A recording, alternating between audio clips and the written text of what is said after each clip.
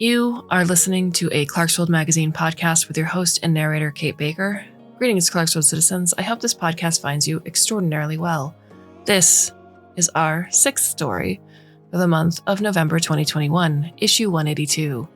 I hope you've enjoyed these stories so far, whether this is your first or over 600th story, or if you land somewhere in the middle.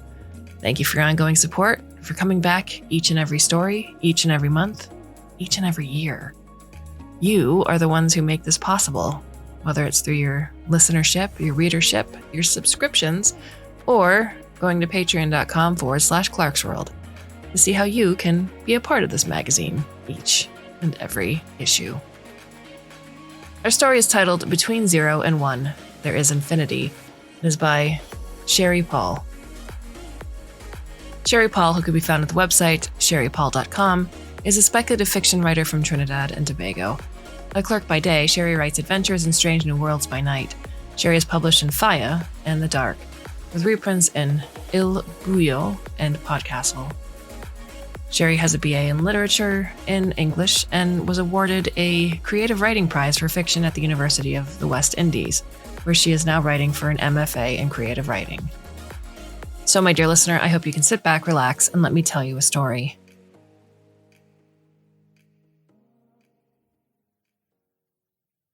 .1. Nil knows at once that she is no longer on the cargo vessel. Emmanuel is kneeling on the floor across from her, eyes wide, face flushed, glancing frantically at someone nearby she cannot see. That stops her for a moment. She used to have access to everywhere at once from all angles. She turns without thinking about it, then stops again to glance back at Emmanuel, stunned, and stops again when she realizes what it means. She has a body.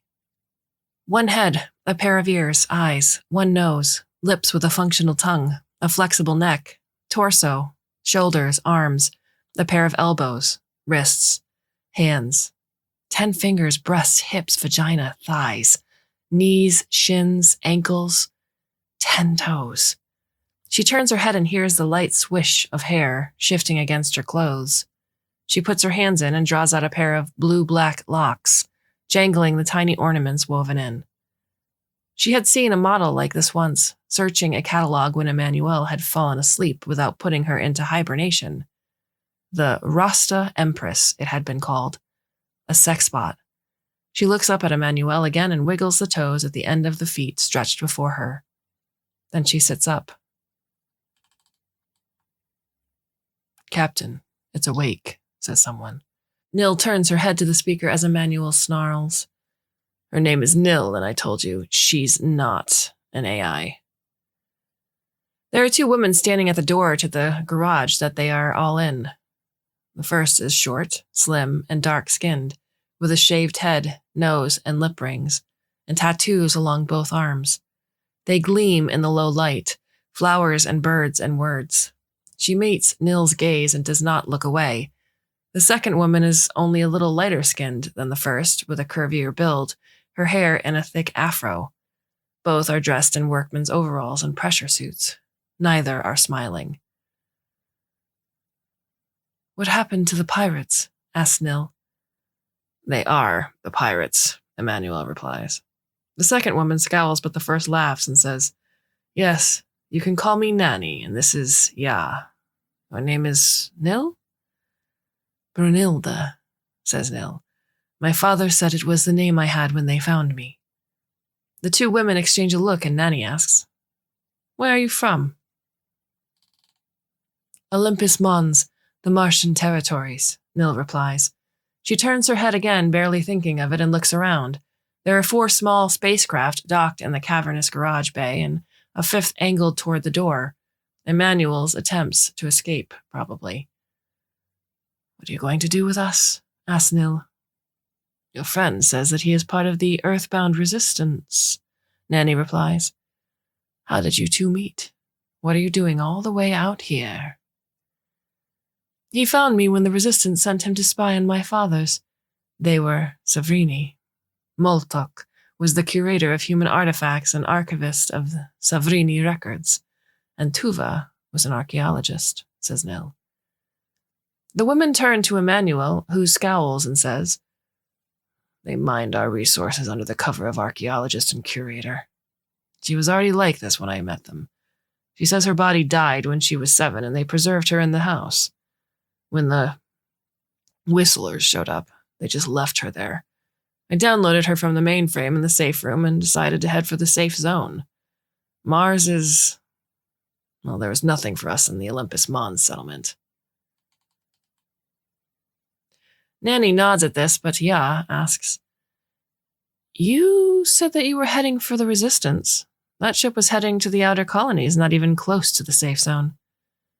At this, Nil turns to Emmanuel. He meets her gaze, swallows, and says, "I can't take her to the Resistance. They tear her apart looking for intel on the Savrini."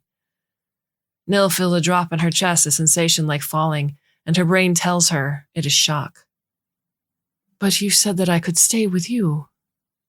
Nil feels a drop in her chest, a sensation like falling, and her brain tells her it is shock. "But you said that I could stay with you." Emmanuel breathes out, short and sharp, and says, "I couldn't hand you to them. You don't understand."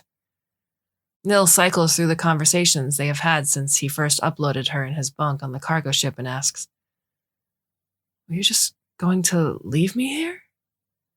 Or were you running away too?" Emmanuel turns to glare up at the two women, but replies to Nil, "There's another planet around another star that Earth sent an interstellar ship to more than 100 years ago. We know they made it because they started picking up signals from their tech a few decades before the Savrini showed up. They called it Thea. And there are no Savrini or whistlers there. You would be safe." "You're a coward," Ya spits, glaring at him. Emmanuel lifts his chin and replies, "You can call me that if you want, but I'm not going to let anyone hurt Nil. Not even my people."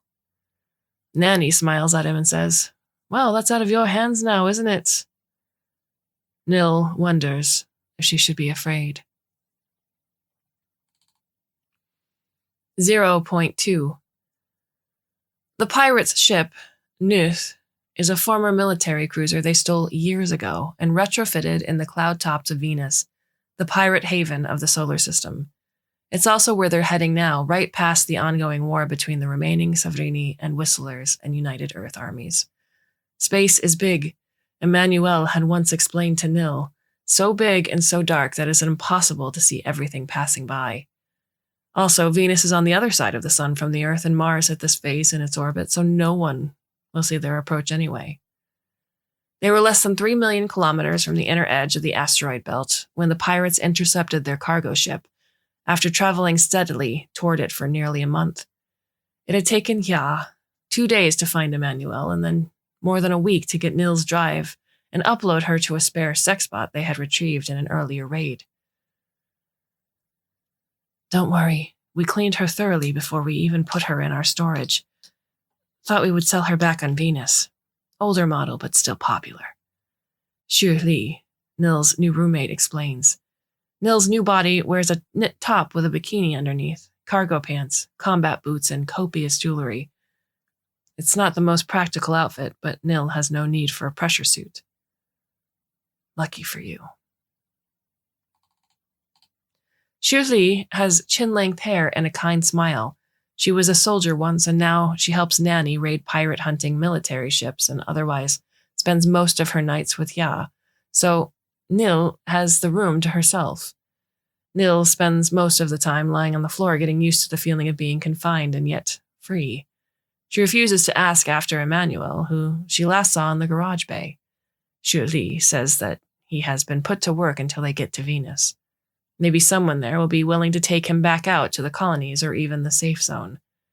Nil has already decided that she is staying with the pirates. At least they do not lie about what they intend to do with her. When the Savrini and your fathers abandoned the Martian territories, they left a lot of shit behind. Shit that we can use. We want everything that you can tell us about where that shit is. Payment for the body. We could have sold it for a good price. People really like that model," said Nanny after they had left the garage and assembled in the main mess hall. Emmanuel has been trying to explain the concept of money to Nil from the first day they met, when she said, "Hello," and startled him as he sat checking his pay on the back porch of her father's house. She had calculated for a moment based on the cost of similar model at the last price she saw and said, "I want a share." Ya had lifted an eyebrow. Julie burst out laughing, loud and long. A few of the other women, they are all women, 20 of them, save one, in this crew, mocked the captain and protested Nil's response. Nanny, smiling slightly, had asked, "Well, what about Emmanuel?" "Well, he needs his own share, but you can negotiate that with him," Nil had replied. "I want enough pay for a new custom body and maintenance after. I will also need to cover the cost of shelter." "Oh, okay then. Deal," said Nanny. After that talk, Nil and Emmanuel had been dispatched to different parts of the ship. There is an internal network on the ship mostly for communication, or playing music that sometimes leads to fights over said music, but Nil does not connect to it. Instead, she lies down on the floor and listens. Nanny's method of interrogation was a conversation, nothing at all like what Nil has seen with Emmanuel in the many movies they watched on the cargo ship. It leaves Nil feeling drained, as if Nanny has drawn out parts of her with her words. It makes her miss the quiet of the abandoned house, even with the Whistler's intermittent whines drawing closer, and for the first time in months, she thinks of her father's. Tuva and Multuk adopted Nil when she was 3 years old from a crumbling orphanage in a poor human colony that had been ravaged by yet another disease outbreak. Her parents were long dead, and Nil never quite recovered from that first illness by the time her body died. There might have been DNA, some tangible piece of her somewhere in the house, but after, there had been no time to look, and Emmanuel was on a deadline. But Nil can still go wherever she wants in this body, and it would last longer. She can stay with the pirates even, Nanny has promised, and make a good life patrolling the solar system. Or she can try for the resistance that Emmanuel was running away from, see if they really will tear her apart to get another kind of treasure. The possibilities are endless. 1 week away from Venus, Emmanuel comes to visit. Nil is in her usual place now that the planet has appeared on the horizon, an observation deck that doubles as the ship's common room. No one bothers her here. The human crew plays games or movies among themselves, while the two gynoids take turns charging in their recessed ports. Nil is mildly surprised to discover that they did put Emmanuel to use because his hands still have traces of grime around the fingernails when he settles in beside her. "I wasn't just going to put you on the ship when we got to the asteroid belts," he begins without preamble. "I would never. After what happened to you, I was not going to make you do anything that you did not want to do. I realize now that I didn't have all the information I needed when I went to play rebel spy at your father's house." Nil looks at him. Emmanuel, up close, is taller and thinner than the video cameras suggested. He walks with a slight limp due to the brace on his left leg, an old injury, the accident that killed his parents when he was a boy, and he has a trace of a rolling accent from his childhood in Scotland. "Where would I go without you?" asks Nil. "I want to be out there. I've wanted to be out of that house long before you arrived, but all I knew was everything I'd read. I don't know how to..." She trails off and turns back to the window. Outside, the endless black is speckled with tiny pinpricks of light, and just ahead a glowing pearlescent ball, the pirate planet Venus. The sun, huge and bright, is behind them. Emmanuel reaches for her hands, and she lets him touch them, marveling at the pressure of the hold. This is the first contact they have ever actually made, and because she wants to squeeze back, she does, and she catches a tiny smile at his lips.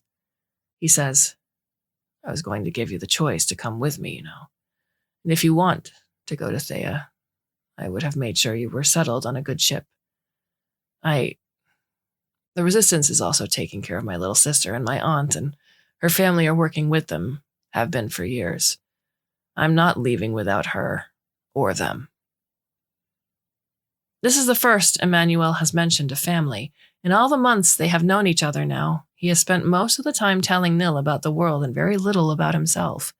Nil pulls her hands out of his grasp and asks, "You have a sister?"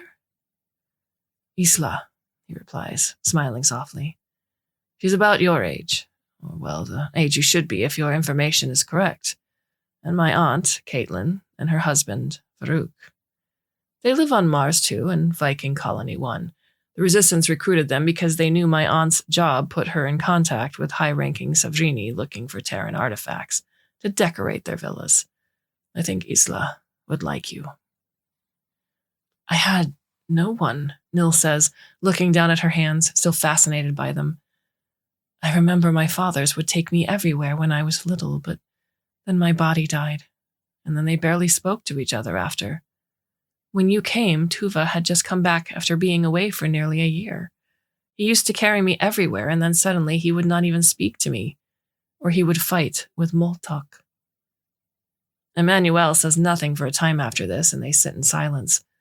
Emmanuel is probably on a break, but Nil has no skills and so has no job.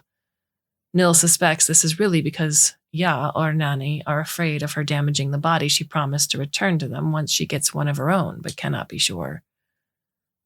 Finally, Emmanuel says, You have me, even if you are not happy with me right now, and you have every right to be. I'm not going to leave you alone, whatever you decide to do. What if I decide to stay with them or go to the Resistance? Asks Nil at once. Emmanuel offers a wry smile and says, I'm with the Resistance. It would be just like going back to give them my final report. 0.3 The sky above the cloud tops of Venus is yellow and rose gold, never-ending twilight. The pirates' floating colony is a former research station, decommissioned shortly after the Savrini arrived. It looks like someone had sewn at least 8 hot air balloons together under an octagonal platform on which a glass-walled multi-level tent with retractable lead shields had been erected. There are several ships docked around it on all sides, and a series of zeppelins anchored at various distances, linked to the colony by lengths of nanofiber cables. This is the floating city of Sarania. Susie the cook, a tall blonde with a full beard and waist-length hair, stands with Nil to watch the descent. They tell her, Welcome to the pirate snow globe, the refugee of those who didn't want to live under the Savrini, couldn't go to Earth and aren't welcome anywhere else. Thankfully for our forebears, this place was just sitting here, forgotten. Good thing, too, since the Whistlers showed up. They don't care about it because we don't have a lot of Savrini here. Emmanuel turns to look at them, brows furrowed, and asks, There are Savrini here? Susie lifts an eyebrow at him and replies, Yes, some of the Savrini didn't want to live under them either. Others were escaping war. Not everyone involved in an invasion ends up well off. But they're still invaders, Emmanuel says. Susie glances at Nil before replying, Please remember that you're just a guest here. Nani lets the rest of the crew leave before she leads Nil and Emmanuel off the ship, flanked by Ya and Shuri. The station they step into is vast but packed with people hurrying about. Emmanuel sniffs hopefully toward food carts scattered across the main floor, but Nanny marches them past without a word. They take an escalator up 3 flights, which gives Nil a view of much of the station. The docks and food court on the lowest levels, living quarters and shopping on the second, and administration on the third. There are even more levels above, which Julie helpfully explains are recreation and entertainment spaces, medical and educational facilities, also a prison.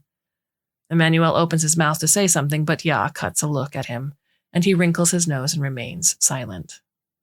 Nanny leads them to a blue door in a section of wall that looks no different from the others they pass, though it is at the end of a long corridor they took at least 2 turns right and 1 left to get to.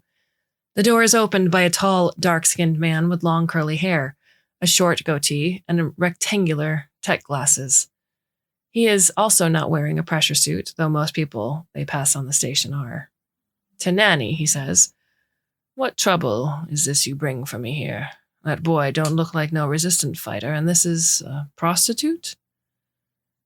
She's 17, Emmanuel hisses, glaring at him. A baby hooker, asks the man with a raised eyebrow. Nil says, I died when I was 7, and my Savrini fathers uploaded my brain to their house. Emmanuel saved me when they left me behind in the retreat, and this is the only body Nanny could give me. Who are you? The man's eyes go wide, but then he grins and says, Okay, baby hooker. You're not the first Savrini adoptee I've met. Jolie, there is one. Hell, you was not even the first upload. What makes you so special? Nanny behind them replies, Easy there, Dmitri. One of her fathers was the curator. Dmitri stops smiling. Nil stares back. He steps closer and Emmanuel tugs her away. Dmitri notes the movement with a nod and says, Curator, huh? That was a big one. Used to be talking to all them Earth leaders like they grew up together. He and all went in the retreat. The curator is the Savrini. Where they go, he must go, Nil replies. Dmitri looks at Emmanuel again and asks, I take it enough of the house is still intact that Nanny here thinks it's worth the risk of running into whistlers to recover whatever we can get our hands on. The panic room was intact when we left, and it's made of reinforced materials to protect all the stuff they kept in there, says Emmanuel. Dmitri stares at Nil for a beat, then looks around them. There is no one else in this section of the station. Let's take this inside. The last thing we need is someone overhearing this and thinking I'm actually considering this suicide mission. Inside looks like a larger version of Emmanuel's room back on the cargo ship. Everything folds away until needed, leaving only spare pieces of furniture and a screen wall playing the highlights of various sports. Dmitri goes to a touchscreen beside the door, and a long, low table rises from the center of the floor. He takes a seat at one end, and Nanny goes to the other, smirking at him. Emmanuel sits beside Nil, facing the door, while Ya and Shuthi sit facing them. Dmitri says, Does anyone want anything to drink? A charging port for the gynoid? No, says Emmanuel, as Nanny replies. That won't be necessary. There is a pause, and Dmitri smiles and says, I assure you I would not have attempted an upload. We're pirates discussing treasure, and she is the map. I'll risk offending you for my peace of mind, says Nanny. Dmitri laughs at that loud and long before turning to Nil and saying, She has a point. Once word gets out about you, it's best you stay away from the station system as much as you can. He stops, clears his throat, and says, Now, tell me about this treasure in the middle of Whistler territory. 0.4.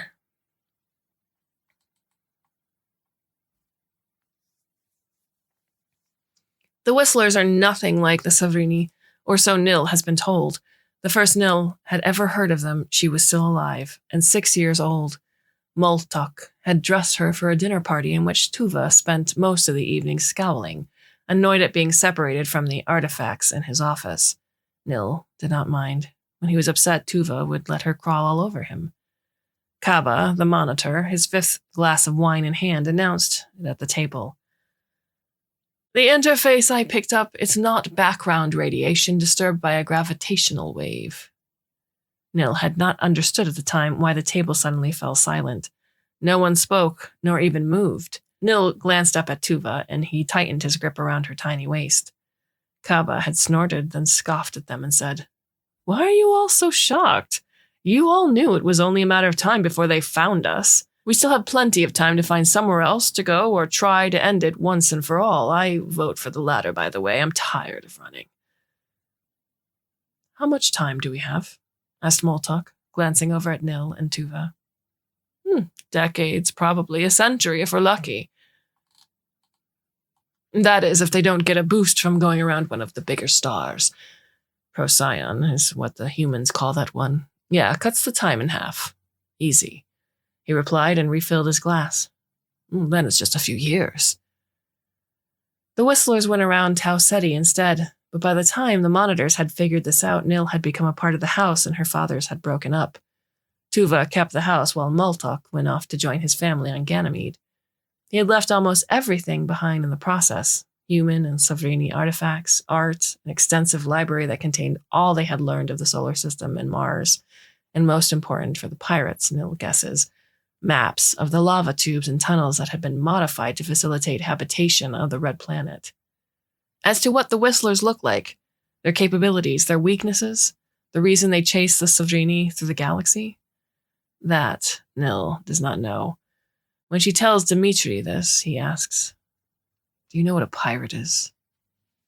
Nil glances over at Nanny, then Emmanuel, who nods, and she replies, "A thief." Nanny snorts at this, as do the others, but Dimitri smiles and corrects. An entrepreneur. There's a demand for a product in limited supply or impossible to acquire in the normal way. People like me can get the product. We ain't afraid to use what any means available to us, and our customers are willing to pay whatever we ask, no questions asked. That's one way of looking at it, says Nanny. Oh, don't act like you're any different, says Dimitri, glaring at her. She shrugs and rolls her eyes, then turns her attention out the window. Danil, Dimitri says, war with the Sovereigni and the Whistlers haven't reached Earth, or we here on Venus yet, but that doesn't mean it won't. The Whistler's hard to kill. Everybody know that. All you hear before you dead is the whistling of them talking to each other. But the Sovereigni have been fighting them long time, and they can kill them. Which means that the Sovereigni have weapons that can take them out, and our people on Earth would be very interested in getting their hands on that. People like the Resistance, says Emmanuel. Well, what do you care? Says Dimitri, lifting an eyebrow. I have people with the Resistance, says Emmanuel, meeting his gaze directly. Dimitri scoffs and says, Take it easy, you should be glad I'm trying to help out the situation then. If the Sovereigni can kill the Whistlers, and we can't, and because they have been fighting them all the time, the Whistlers haven't come to Earth, why should we try to get in the middle of that? Asks Emmanuel. I know no one likes the Sovereigni, but they have been helping us since they got here. You know these weapons aren't going to be used against the Whistlers alone. Whose side are you on? Asks Nanny. My own, says Emmanuel. And Nil's. When I went back to them after the retreat, I told them about Nil before because that was what I had been sent to do, give them info on the curator and his family. They didn't care that most of the Sovereigni had left. They wanted me to guide them back in there so they could see what they can use and what they can sell. I asked them why, because with most of the Sovereigni gone, the ones who remained couldn't do anything to anybody. And then they started talking about issues in their own countries and settlements that they could help with the Sovereigni technology. We don't even have anything like Nil. They've tried, but no one here has figured it out yet. They would tear her up trying to figure out how she works. Or they would try to turn her into a weapon. Dimitri looks between the two of them for a moment and says, I don't care about that. It cost me a lot just to find out what exactly the curators and them used to do. Olympus Mons is the largest community the Sovereigni had on Mars before the Whistlers showed up. Even just a fragment from the collection is worth trillions, but the books and weapons are priceless. By the way, they didn't upload anything like that to the girl, right? Emmanuel's eyes widen in alarm, but Nanny answers for him. No, you know that would have wiped out everything else and made her a full AI. Everything you want is still in that room, and the girl, just tell you the room intact. The weapons wouldn't be in there, says Dimitri. No, they aren't, Nil confirms. But the cache was under the community house.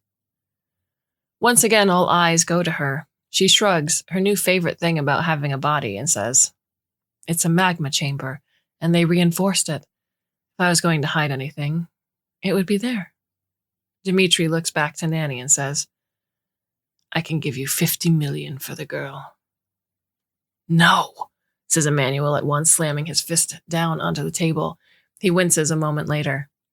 Dimitri just smirks and says, Don't worry, this is a group project. We'll need at least 3 crews just to get to Mars in the first place. Another 2 for security and 2 more for the labor. But we won't have that. 1 crew, maybe a few more people than the ones already in this room, and absolutely no guarantees that we're going to get out alive. We also can't let the Resistance find out about this unless you want them to cut out the middleman, says Emmanuel. They sent me to get information. If they know about her, they won't need you. Do we have an agreement? Dimitri asks Nanny. Nanny looks over at Nil, who stares back at her. It takes her a moment to realize that Nanny wants her approval. She nods and Nanny says, "Yes, we do." 0.5. There's no real nighttime on Serrania. They had been invited to stay with their new business partner, but Nanny had refused, insisting that it was much less suspicious for them to take beds at one of the several pod hotels on the station. And so Nil sits on the floor near Emmanuel's pod in the mixed dorm, as he calls the family he never told her he had. "Hey, Auntie. How are you guys?" The woman who replies sounds young, her voice bright and clear as she says, "Good to see you're not dead. Where have you been for the past few?" Emmanuel clears his throat and says, "Working my passage home. Told you I got hired onto a new ship. The crew's good to me. You don't have to give me that look. I'm not lying." "You shouldn't have to do this. I wish you hadn't signed up for this." "But I did," says Emmanuel. There is a sigh on the other end, and then the woman asks, "You told me that you were trying to get a friend out. Did you?"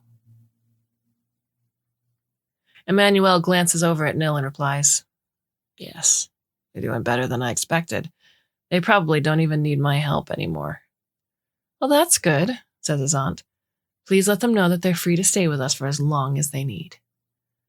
Nil lets the invitation wash over her for a moment before looking away from him altogether. He had not been trying to take her to their house. Nil stands and checks the power levels on her body. Battery 93%, all systems operating at full capacity. As she moves to go, Emmanuel looks up and asks, "Where are you going? What are you doing?" "Just outside. I won't get lost," she replies. He rises, ready to follow, and she repeats, "Nanny's crew is all over the station. No one's going to let anything happen to me." He stares at her for a few beats and says, "Please return in an hour. You shouldn't use up too much energy till we get back on the ship." She gives him her best approximation of a smile and walks out of the pod room.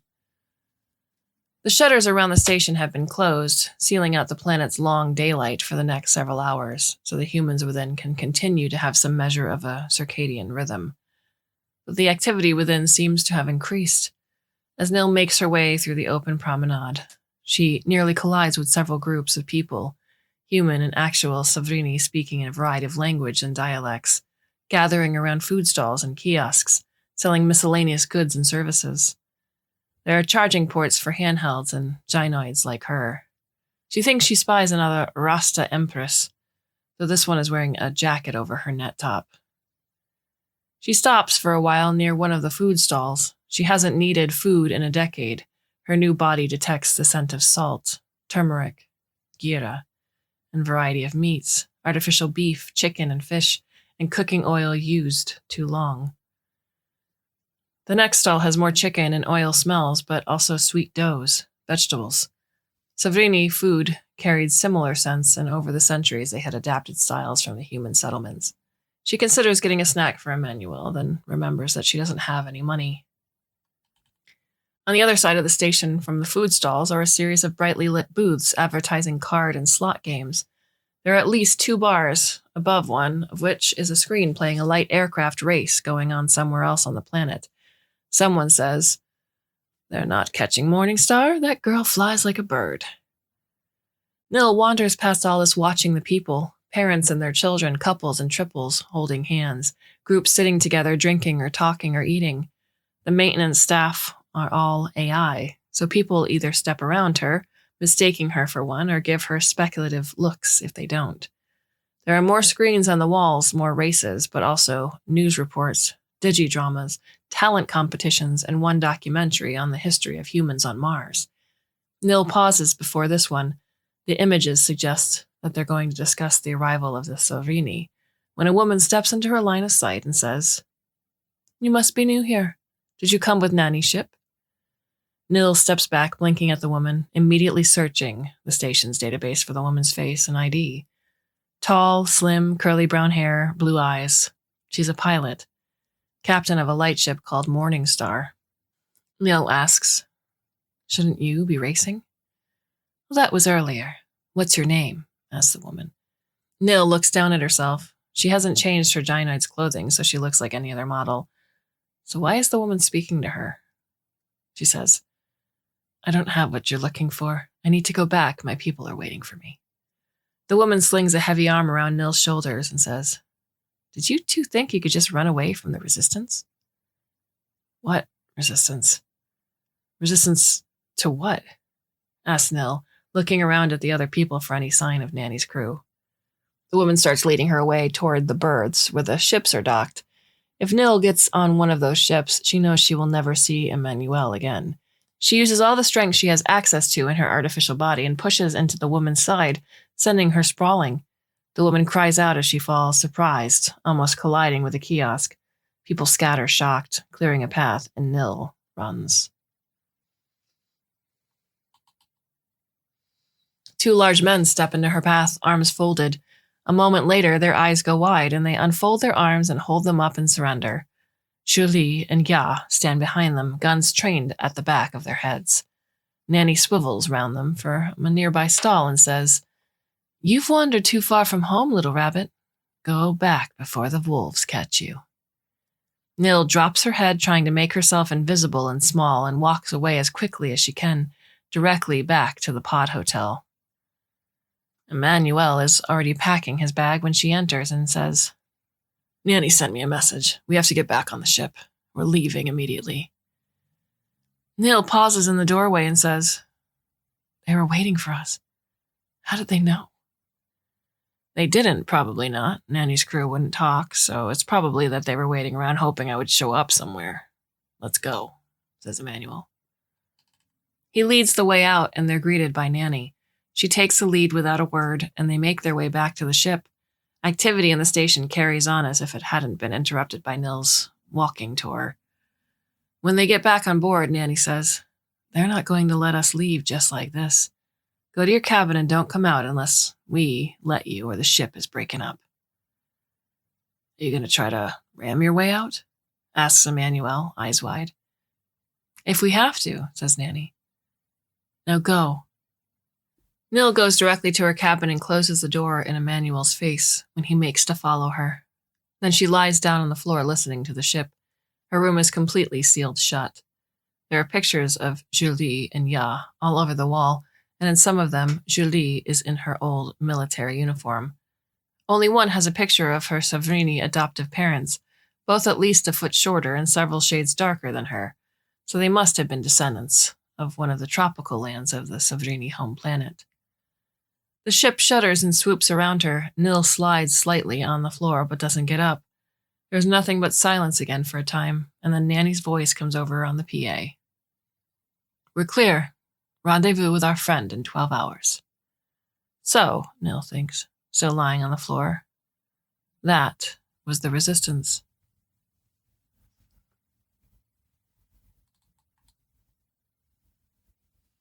.6. They approach Mars as they had Venus, sunward and radio silent.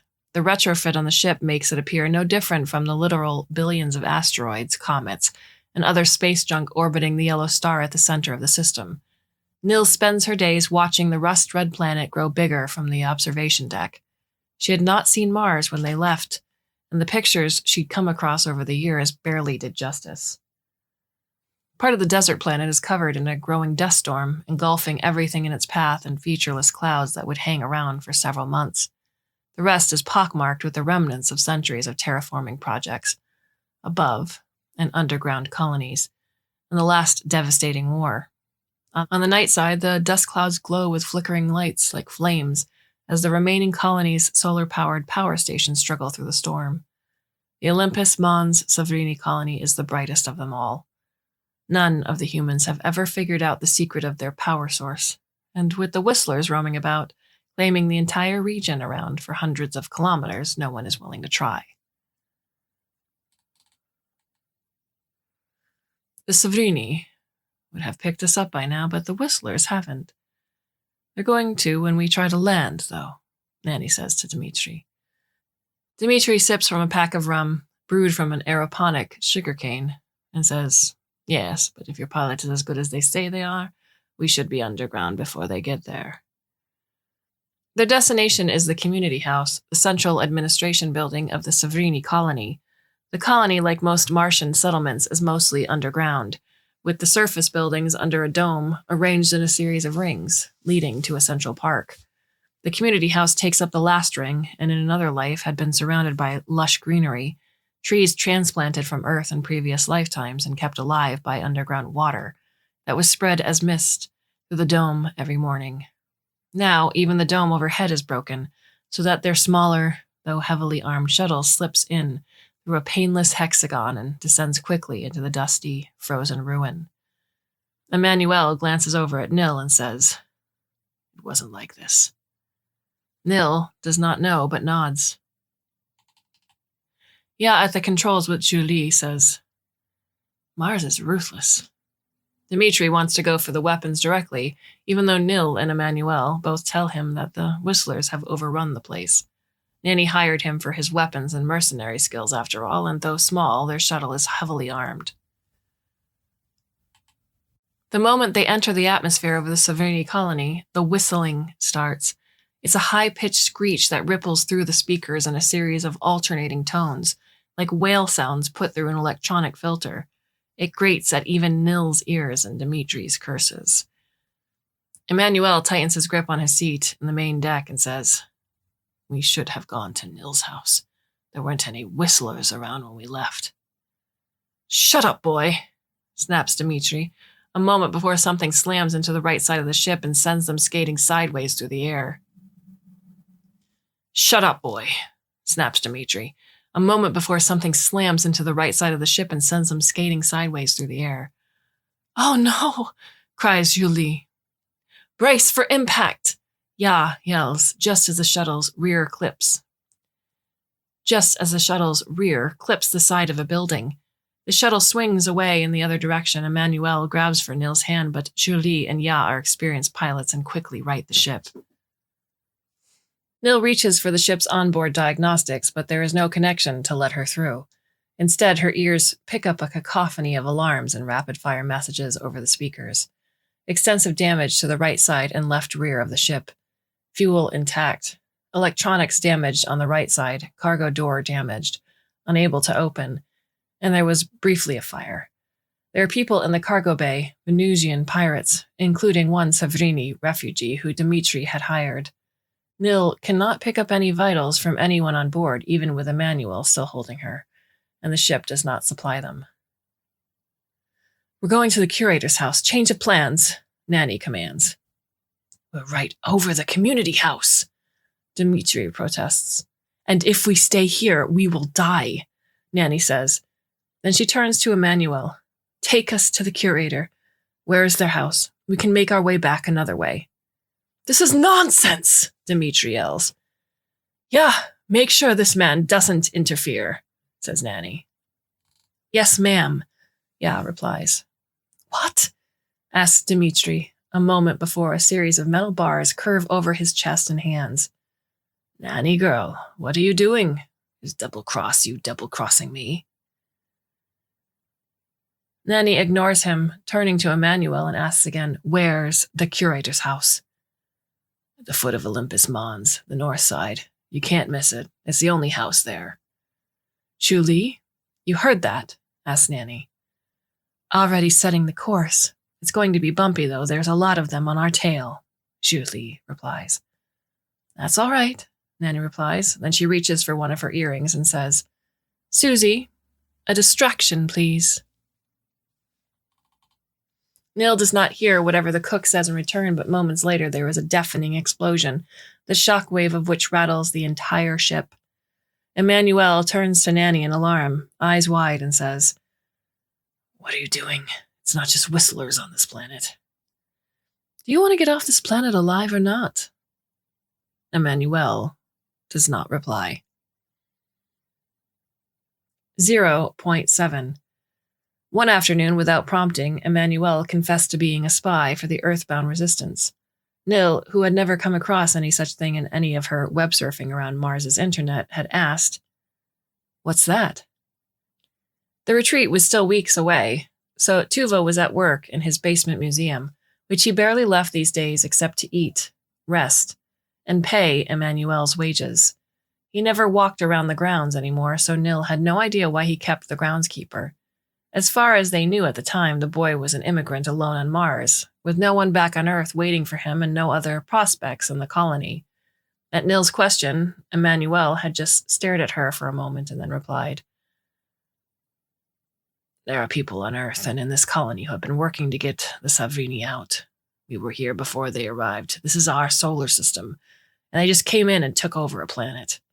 We can't just let them do that. Humans have been trying to set up colonies all over the system for almost 1,000 years now. We don't have room for anyone else. And what if others come?" A quick web search confirmed what he said about human settlements, extending even to icy Titan with its methane-powered colonies. But the solar system was more than 79 AU wide, and humans had barely inhabited more than a few million kilometers, and not even entire planets except Earth at that. So Nil had turned to him and asked, "But why can't we share?" He had stared at her for a moment, then said, "Because it's ours. We were here first, and we should decide who comes and stays here." Nil considered this. She had read so many articles on human history and development from Earth to the solar system. There were several that detailed what happened when the inhabitants of one place were met by new arrivals. None of it good. But none of that had happened when the Savrini came to Mars. There were human settlements, but the one around Olympus Mons had fallen into decline. The human leadership had welcomed the refugees, as the Savrini were called, and even helped them build up the colony. Later, humans began working for them, and the colony expanded as more Savrini arrived. By the time Nil had been born, 300 years after they first arrived, nearly half of Mars was Savrini land. Of course, there had been clashes. Some humans had not taken kindly to the Savrini, and some Savrini did not want the humans in the colony they developed. But officially, there were no disagreements, and anyway, Nil's parents were Savrini and loved her, so she said, "But this is their home now, too. Where do you want them to go?" "Somewhere else. There are other planets around other stars. Why did they have to come to this one?" Nil thought this was a strange question and replied, "Because they can live here like us. Their old world was like Earth, but they didn't try to go to Earth because they saw that the planet had people on it, and this one only had a few. Why do people on Earth want them to go? And they brought good things for us. They've helped people on Mars and Earth so that they can build up the colonies." She pulled up hologram articles for him to see, but he waved them away with a hand and said, "They're taking more and more of this planet, and their curator, your father, has been collecting information on humans for a very long time now. What's going to happen to us when they take over here and try to take the Earth and the whole system? Where do we go?" Nil had no answer to his question then, and she decided that she didn't want to hear any more of it and left him. But she never told Tuva, and then the retreat happened, and she woke up in this quiet house alone. It would be weeks with no answer, no calls to the house, no reports in the news feeds, which eventually stopped coming, and Nil was forced to break the firewalls to get information from the surrounding colonies. Then she learned that the humans had been fighting the Whistlers for weeks with no idea where they had come from or why, and that the Savrini were gone. Nil had tried to send multiple messages to Tuva all that time, but received no response, and his basement museum remained locked. It was another 2 weeks before Emmanuel showed up, looking dirty and disheveled, his limp worse than usual, but also happy to see her that she'd tried to hug her hologram.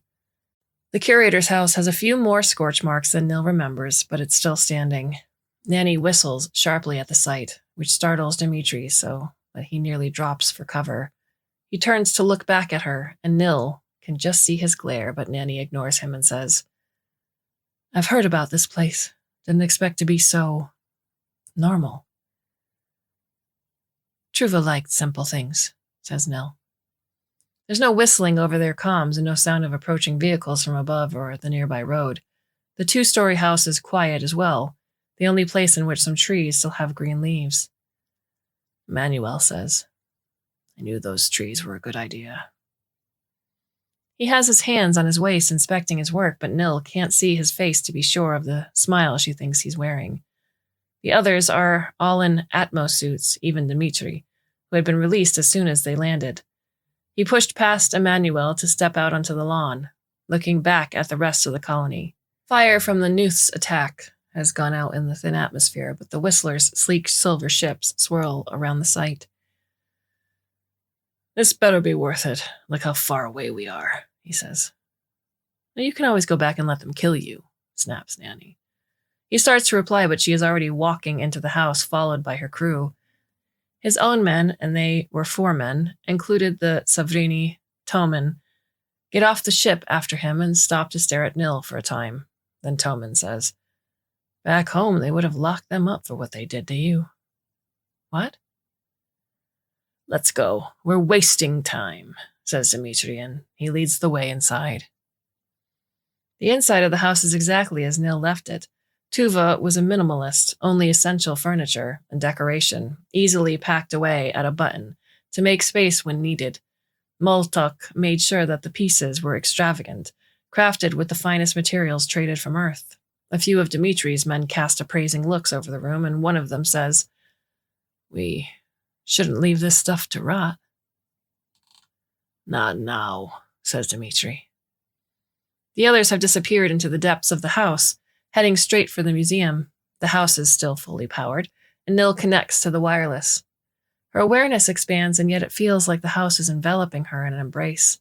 Alongside the power levels of the generators, the exact number of items in the storage and the state of their freshness, the exact number of whistlers testing the periphery of the security shield, just one for now, searching for a weakness that it can exploit.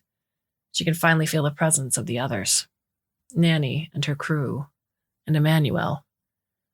Emmanuel still wears the band that allows him access to the house. It won't let him and the others into the museum basement, but it does let her know that his sugar is low. He has too much painkiller in his system, probably for his knee, and that his heart rate is slowly rising. She marches off to meet him before he comes up again to look for her, and then nearly stumbles when she senses something else. There are more humans nearby, on the other side of the house from the Whistler, but underground. Had the resistance caught up with them but followed quietly? Or was this another band of scavengers? She gets into the lift as it's faster, and Dimitri and his men hurry in after her. One of them nudges the other, but says to her, "You look nice." Toman says, "She's a child." The man glances over at him, and Dimitri says, "Well, she's the key to this whole business, so if you mess with her, you're not leaving this planet." Nil slips out of the elevator before the doors open completely and runs over to where Ya is attempting to break into the museum door. "Stop! I'll do it," Nil says. The woman steps back, and Nil takes the keypad from her hand and enters the code she has known since Tuva entered it, the date he met Moltok. The panel lights blue and the doors slide open, and then Nil says, "Someone is trying to get in here from the other side. They made a tunnel, but there's another way out."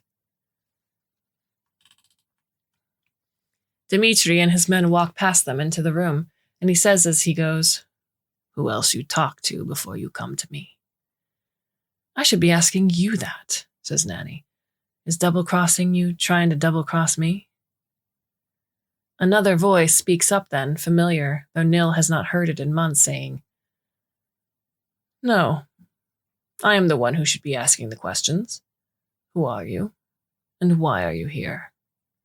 Nil runs past them into the room to find her father sitting at his desk, staring back at her.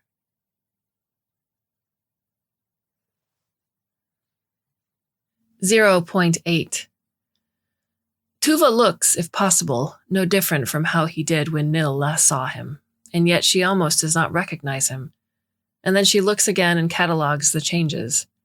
He is slimmer, younger, not a trace of sadness in his eyes, and he's still wearing the earring Moltok gave him. Then his image ripples slightly, and she stops, frozen, stunned, but reality won't let her deny it. This isn't Tuva, at least not the Savrini she had last seen before a retreat, but an upload, like her. "Tuva Sim?" asks Emmanuel, stepping into the room after them. Tuva glances at him, then back at Nil and the others. She fills the processing. It is merely microseconds, and then he says, I failed. What? Asked Nanny. Then she turns to Nil and asks again, what is he talking about? Nil cannot answer. Tuva speaks anyway more to himself than anyone else. No. They're here, but they can't get in. There's still time. They've taken over the external networks, but they can't get in here. What? Asks Nanny again. Dmitri says, he's like the girl. He's not really here. He can't do anything. Didn't she say there's another team coming in? Let's get out of here. Dmitri walks to a nearby wall and asks, hey, girl, where's the exit you talking about? I'm not seeing anything in here worth taking except the furniture. Nil replies without thinking. The tunnel's in the back in the storage room for the fragile artifacts. Right, says Dmitri. He turns and leads his men in search of it. Hey, this is my job, says Nanny, heading after him. Nil does not follow, and neither does Emmanuel. Tuva watches the others go and turns to Nil and says, it took me forever, but I know how to stop them. It won't work for all of them. For that, we need to go back to the source, but I can help you get rid of the ones on this planet. They're all connected to the mainframe in the community house. I need you to upload me to the mainframe. Emmanuel asks, why didn't you do it yourself? Isn't this house connected? No, I had to cut us off to stop them from finding me, and then I had to set up a shield to keep them from getting in when they noticed my feelers, Tuva replies.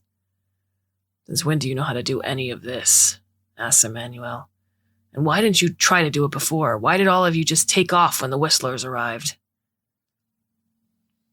Tuva glances at Nil and replies, I didn't leave. My body is somewhere in the street near the community house. If I didn't already hack into their system, I couldn't have used the upload to escape. The lights flicker slightly as a flood of images sweep past Nil's eyes. Footage from the several weeks Tuva spent in the basement museum. He spends most of the time first learning, then creating and discarding multiple programs to unravel a code from Whistler tech that had been among the Savriniev artifacts in the museum. He also teaches himself how to use some of the older weapons they have locked away. Some days, he slips through the basement, using still valid credentials to access the records in the community house, making friendly conversations with fellow Savrini packing up for the retreat. All this time he ignores Moltok's many messages and calls, and on one occasion blatantly ignores him in the street. At least, tell me how Nil is doing, Moltok calls after him, and Nil is surprised to hear her former father mention her name. He had not called her by name once after the upload. Tuva walks away. Long before they had even come to Mars, Tuva's own mother, a seer, told him that he and Moltok would not last more than a century. She had been off by a day, but no more than that. They had been having little disagreements in the weeks leading up to Nil's death, as Moltok devoted all his time to caring for the tiny child, and Tuva was locked away in his basement. Now, Nil knows, and Moltok never will, that Tuva had also spent that time trying to find a cure. Nil meets Tuva's gaze, then asks, why didn't you tell him? I couldn't save you, but I can save this world. I can make it safe for them to get to the next star, Tuva replies. What is he talking about? Asks Emmanuel. I told you, says Tuva. I have a way to save us, but I need you to do what you did before. I need you to download me and get me into the mainframe of the community house. I can do everything from there. The images are still playing before Nil's eyes. She sees Tuva come to a discovery that stops him completely in his tracks for several days. He actually drops the Whistler artifact when he realizes what he's holding and stands for several seconds staring at it in horror. Tuva says, we made them. What? Says Emmanuel. What? Says Nanny, coming back with the others. Tuva keeps staring at Nil and replies, the Whistlers. It's the reason the uploads weren't allowed, why Moltok was so mad at me no matter how much he loved you and wanted you back. Our people made the Whistlers and then we lost control of them, and they still have haunted us across the stars ever since. They're uploads like nil. Some of them were recently deceased. Some of them were volunteers trying to stave off death. A few were AI as well. And then things went wrong. There had been fights from the beginning over the uploads. Laws were drawn up. There were protests and even sabotage to destroy them. And then they decided to fight back. Blasphemy! Toman spits. Tuva turns to him and says, I have spent my entire life studying the Whistlers, trying to preserve the artifacts of our people for future generations. If I am lying, then where did they come from? Why are they after us? Because they want our land? We left our world millennia ago. They want our bodies? We created them and we lost control of them, and now they hunt and kill us. And they will never stop because they can replicate themselves, and we banned our people from trying to fix it and chose to flee instead. The Whistler at the boundary tests it again, an inquiring message, requesting entry into the house. Tuva's shield does not acknowledge it. If we download you, they'll overrun the house. We might not be able to escape in time, says Nil. Then you better be quick, says Tuva. But I've laid a trap in the system, so you better get Nil out of here first. Door's open, says Julie. Someone should go move the ship so we can get out of here later. How do you want to do this? Where's that other group of humans? Asked Nanny. Tuva replies, They'll break into your tunnel soon. You should try to get out ahead of them. Okay. Julie, get the ship. Take 2 of these men with you and meet us at the community house. Dmitri, let's go through the tunnel, says Nanny. Captain looks at her and asks, What about them? Nanny looks over Nil and Emmanuel and says, They can do whatever. The tunnel's open. She turns at once to go, dragging Dmitri by the arm. Shu Li and the others have already left. Only Toman remains staring at Tuva. Nil turns to Emmanuel and says, Do it. We have to hurry. How do you know that what he's saying is gonna work? Asks Toman. Nil looks at him and says, He saved me, didn't he? Emmanuel walks over to Tuva's desk. The drive is already in the processor. It is a twin to the one he had used to download Nil, which he had been given by the Resistance to get information on the Curator, but had mysteriously lost his second day on the job. Of course, Tuva must have suspected him and stolen it. Tuva smiles at him and says, I will leave a command that will keep the system intact long enough for you to get into that tunnel. Don't look back. Emmanuel does not reply, taps the screen, and the command prompt is waiting for him. He touches it once, and the download begins, and then ends in a matter of seconds. The Whistler tests the shield again, and this time it gives. The lights flicker as the feeler spread through the system. Nil snatches the drive from the processor and starts running for the tunnel, Emmanuel and Toman at their heels. She feels the moment the Whistler accesses the processor and smacks against a wall.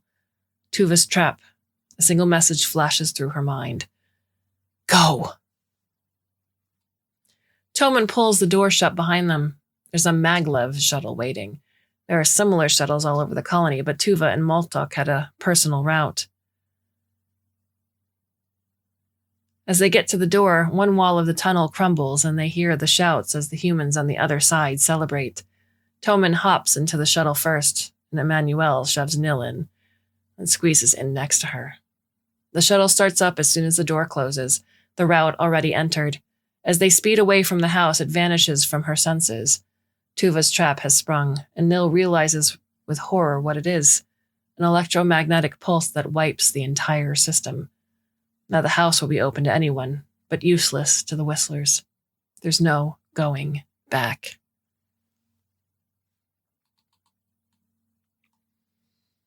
.9. Nanny greets them as they arrive at the community house, some 20 minutes later. The shuttle had been programmed to stop before the station, and when they get out, Nanny says, Whatever your father did has riled them up. Can't use any channels on the radios. The screeching is enough to make your ears bleed.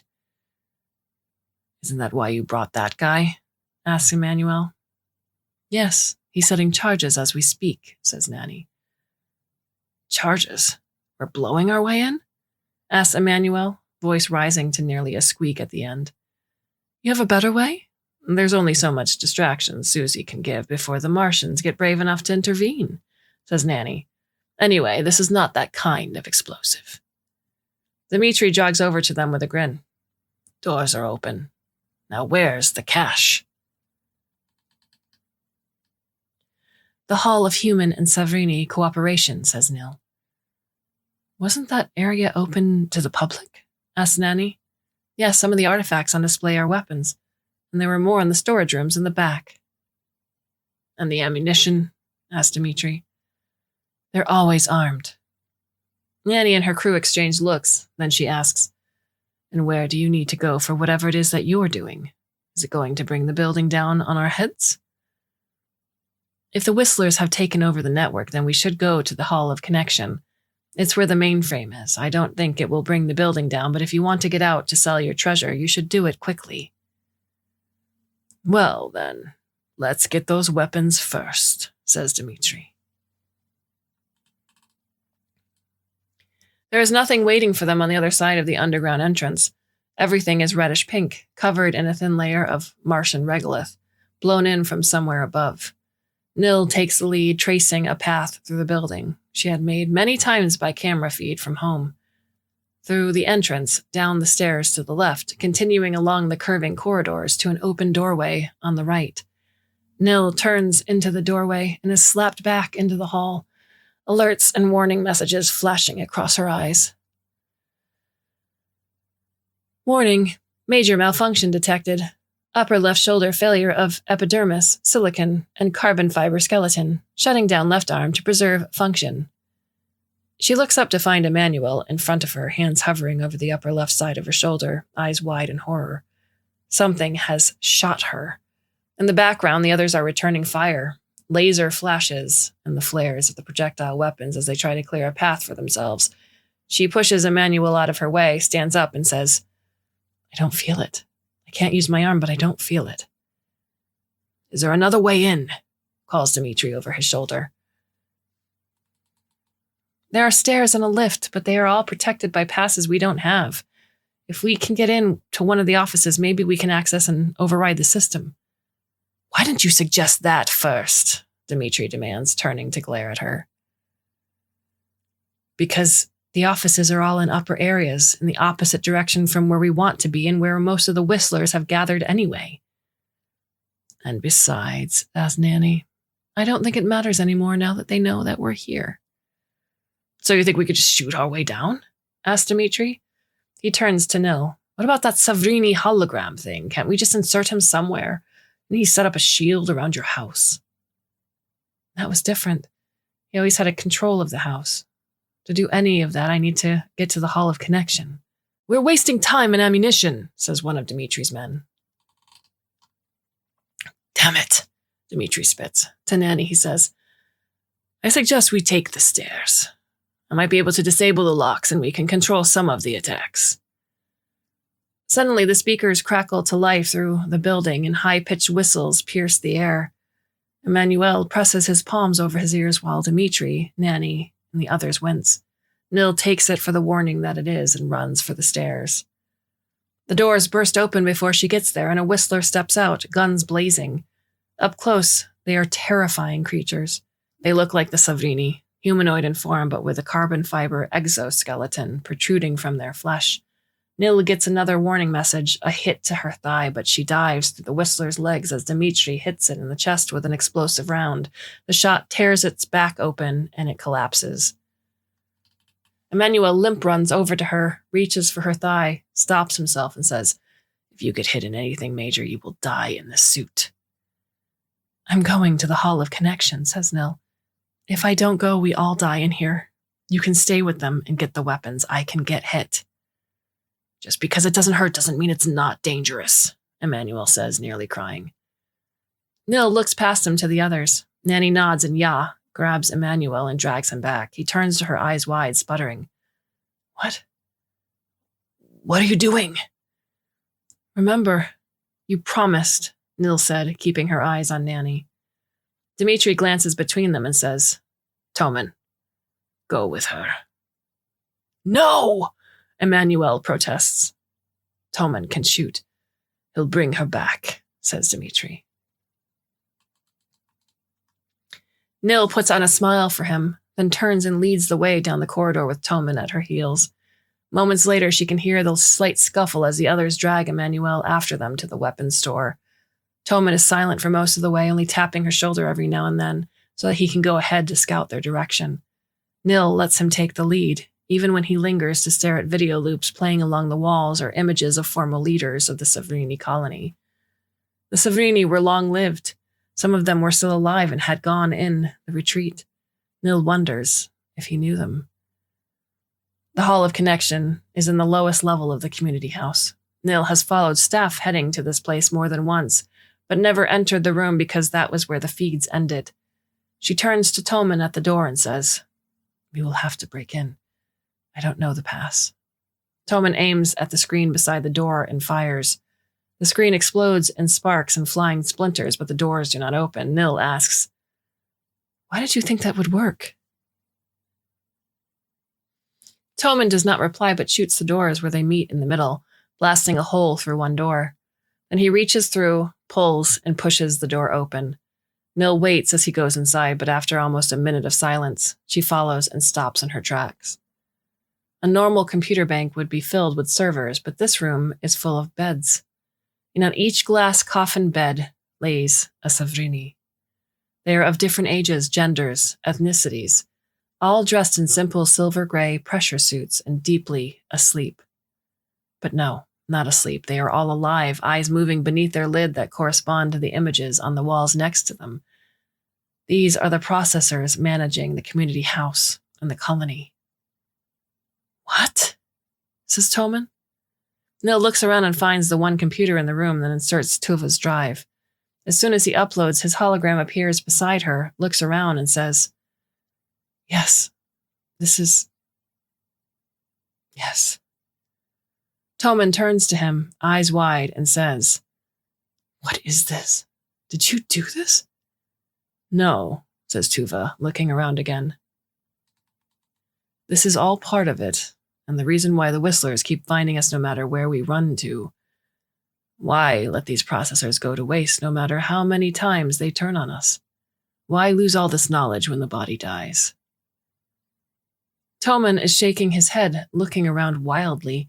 Nil keeps her attention on the screens, looking for any sign of the other Whistlers noticing their intrusion. Tuva continues, "It was our greed that did this. We already lived for so long. Why should we try to get more time? Why shouldn't we appreciate the time we are given? Why won't we let go of those we've lost?"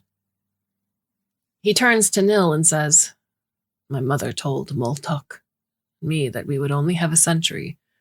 What did I do with most of that time? I went looking for other people's artifacts. I did not spend enough time with you, but I can save you and every..." His hologram disappears and the screens freeze, and a moment later the whistling starts high and shrill.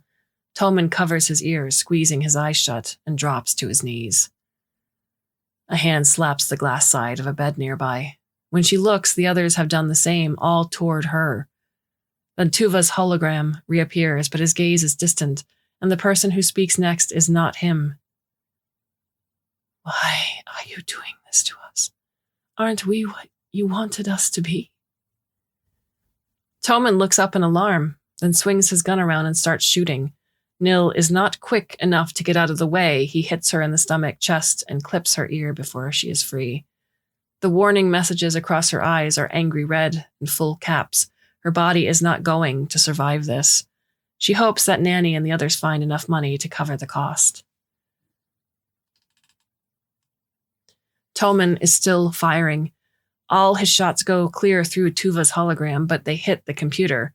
One finally hits something important and Tuva vanishes. One of the Savrini on the bed jerks and collapses, blood streaming from their nose and ears. On the screens, a few Whistlers fall out of the sky, disintegrating on impact and sending debris crashing through windows and walls. A section of the colony grid goes dark. Toman stops firing, face red and wet with tears. Nil stares at the sparking computer and realizes what it means. Whatever Tuva's plan was, it's done now. Stopped by a bullet. The screens are still frozen, and the screeching had never stopped. She turns to Toman and asks, "Why? Why did you do that? They already know we're in here. They'll kill the others, and all of this will be for nothing." Toman turns to her and says, "We have to kill them all." "We can't. Not after what you just did. I don't know how my father was going to do this." The alerts are still running before her eyes, and most of her body has shut down. She won't be able to leave this building without help, and if the whistlers aren't stopped, then that will be never. She looks again at the ruined computer. The machinery still runs, but of course it does because it isn't entirely machine. She turns to Toman and says, "Help me. Get me to the computer." "What?" "I can't move. Help me to the computer." He stumbles across the floor to her, grasps her body by the arms, and drags her over to the computer. She cannot lift her arms anymore and says, "Plug me in." "What? Where?" he asks, looking over her ruined body. "Oh no. There's a drive at the back of my neck, and there should be other ports on the computer. It's still running, so maybe it's not too badly damaged. Connect me and let me do the rest. Guard the doors. If they get in before, I'm finished. It's over." Nil wonders for a moment if she should have said something for Emmanuel, and then she connects to the system. As she abandons the broken, restrictive shell of her borrowed body, Nil wonders how no one had considered the idea before.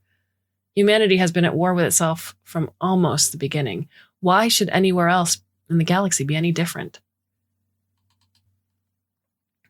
The angry warning messages give way to codes, commands, and requests. Should they keep the lift support system in this chamber running? Yes. Should they freeze all the lifts throughout the facility? Only the broken ones. Should they allow the whistlers access to the facility's power? No, but the command is ignored. Where is the whistler? Or was it more than one who spoke to her through the mouths of the Savrini and Tuva? No response. Would she like to see the progress of the intruders in the Hall of Human and Savrini cooperation? Yes, but deny access to the whistlers. If the command is fully obeyed, Nil does not know, but she does see that the pirates have made quick work of their booty. And Emmanuel? He is nowhere to be found. No, there he is. Somehow Emmanuel has slipped past Nanny and the others and is making his way down to the Hall of Connection. And there are whistlers following him. No. Nil reaches for the community house's security system. Alarms go off throughout the building. A camera in the room shows Toman holding his ears. He has not harmed the Savrini in the beds, and they have made no further move to attack, but all their mouths are open, screaming. The whistlers are furious at her intrusion. They surge at her through the network, screaming commands to lock her out of the parts of the system they have already taken over. Nil lets chaos loose. She seals doors ahead of the approaching whistlers, switches on the fire suppressant systems, and commands the computers to begin dumping files and shut down. Maintenance drones stream out of their ports to clean the building. She awakens repair bots and sends them to repairing the damaged dome. They start up sluggish, and it takes a few attempts, but then they are jetting off throughout the colony. The request draws her attention. File named BRYN, corrupted. Program paused, recover program. Nil summons the file and it comes to her in broken lines of code. Yes, Nil commands. Seconds pass, and then the reply. File name BRYN, corrupted. Unable to recover, repair program. Tuva had uploaded himself and transformed his code into a virus. The Savrini processors and the whistlers they sustain have already started attacking the program, eating up the damaged codes and forcing it to shut down. Nil can stop it, but she will have to replace the missing code with her own. Emmanuel finally makes it to the Hall of Connection. She sees him come through the door, but doesn't have the means to project a hologram.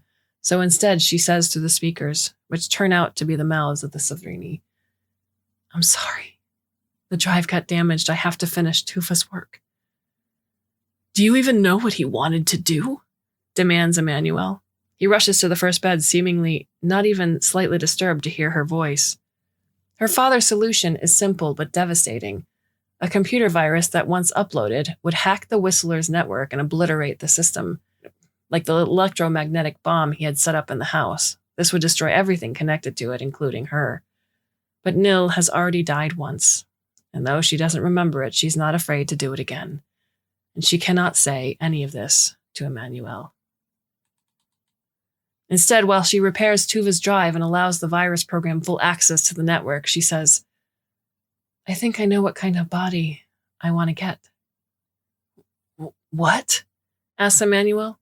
His brow furrows in his confusion, and he stands with his mouth open. "What are you talking about?" "I gave it a lot of thought, and, well, I can't get back the body I had," says Nil. "It couldn't keep me no matter what they tried, and it's long gone anyway. And when I was the house, I could be everywhere at once, but I couldn't leave, and that was terrible. I was so happy that you got me out of there that I didn't really care where we were going, even if it was the wrong direction. I thought if I got a new body, one that you liked, instead of living in the drive, then I could walk with you forever. It turns out that this new body can't keep me either." "No, what are you talking about?" asks Emmanuel.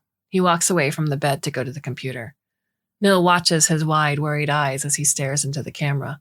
She says, "But if I could choose a new body, I wouldn't mind one a lot like the one I had before. Because it got me here, to you." "No," says Emmanuel. The virus moves rapidly, tearing through the network, replicating it as it spreads, seizing control, and shredding everything in its wake. Nil watches the camera feeds glitch, and the whistlers shudder. The Savrini on the beds convulse and fall silent. Toman screams in alarm. "Nil, what are you doing?" cries Emmanuel. Nil wishes she had a body again to hold his hand, but she's barely holding on as the virus spreads. The chaos in the facility transforms as the whistlers catch on and try to cut her off, or to get out of the system. They wind up shooting each other all over the building, and then the city, and surprisingly into space where the ships chase the Savrini's retreat. But across the universe, a voice that sounds like Moltok says, "Brunhilda."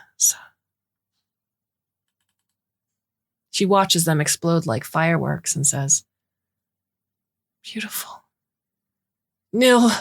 Emmanuel screams. The images begin to fade from her vision as the system starts to shut down. As her connections die, pathways shriveling, sparks cooling to embers, she focuses all her attention at Emmanuel in the camera and says, "Thank you for taking me with you. You don't know what even that little time means to me. I hope at least that you and your family can be safe. You can find a way to live with the Savrini who didn't leave." "Oh, no," says Emmanuel. "I just wanted you to live." "But I did," she says. "Every day with you, I did. Don't worry about me. I'm just a program now. Eventually, I was going to be obsolete. I wish we could have had more time. You have to let me go." The virus finds her and tears into her mercilessly. There's no pain but a spreading nothingness. Staring at Emmanuel through the camera as she has for so many months, she says, "Tuva was right. Yeah. Now, yeah, fast sure. Right."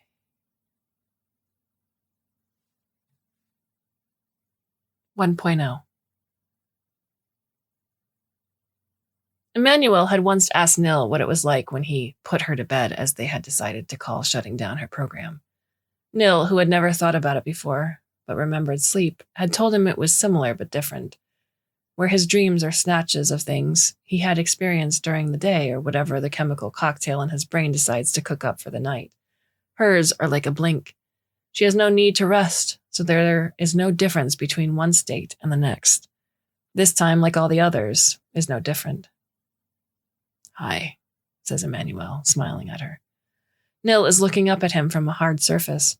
She can feel the softness of the fabric under her fingertips, wind coming through a window, and the pressure of something on her other hand. She turns, and Multuk is looking at her with wet eyes, a soft smile on his face. He says, I heard your voice. I had to come back, Brunhilde. Emmanuel chatters on. It took so long before anyone even thought about checking the bot's memory. It was so badly damaged it shut down to protect itself. They told them that we would have better luck finding the cargo ship, but they thought they might have wiped the system looking for spyware after the raid. Lucky for us, Multuk brought back a technician, though our folks already did most of the work. Anyway, hello again. They're in her old bedroom at the curator's house. The graffiti she drew all those years ago are on the wall directly across from her.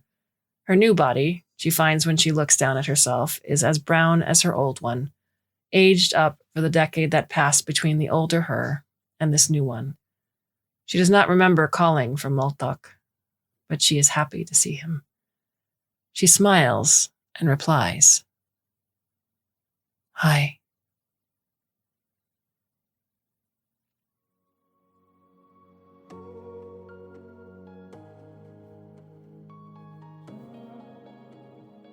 What are your thoughts on the story? You can leave us a comment or a question over at the newly designed Clarkesworld Magazine website. You can go to the About Us page where all of our contact information. I'm Kate_Baker on Twitter. Neil is at Clarkesworld, and that is Clark with an E. And you can also find me over at twitch.tv/catercakes. I hope that you enjoyed this month's stories. We have one more left for you for the month of November, and then a whole new slate starting December 1st. I do hope you can come back and listen, should you so choose. And until then, I bid you a very fond and warm and very, very temporary farewell.